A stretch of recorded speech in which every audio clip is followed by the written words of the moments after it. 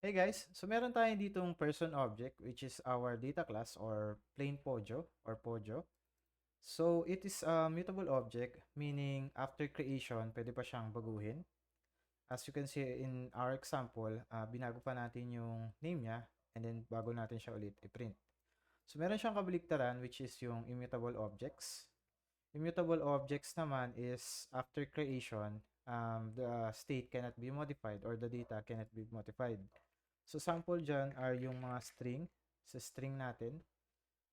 So kapag nag-create tayo ng string, yung state niya, hindi na siya pwedeng i-modified. If we try to modify it, it will create a new string. So yun yung difference niya, mutable versus immutable. Ano pa yung ibang difference ng nila? So sa immutability, it is generally thread safe. So meaning in a multi-threaded environment, mas safe siya compared sa mutable objects na pwedeng mag-raise ng conditions such as biglang mabago yung data and so on. So, yun yung pinagkaiba niya. So, saan ba sa ginagamit yung immutable objects? So, ginagamit yung immutable objects sa mga configuration files, data transfer objects or DTOs, what else? In functional programming as well. So, yun.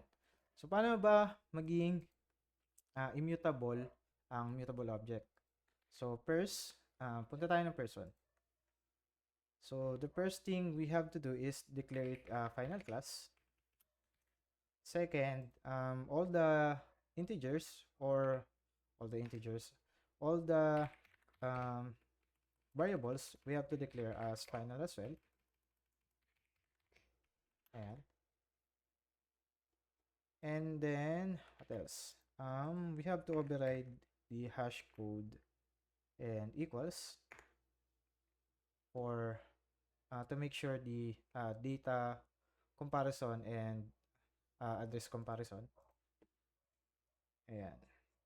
So, ano na naman natin siya. Na-override na natin siya. Tanggalin natin tong mga set classes. Age, set name, set ID. Compile natin.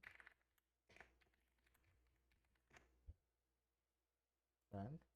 Tanggalin natin tong set name. Compile natin. I-run natin. Yun na. So, kapag try natin i-access siya, person that wala na tayong way to modify it. So, yun lang.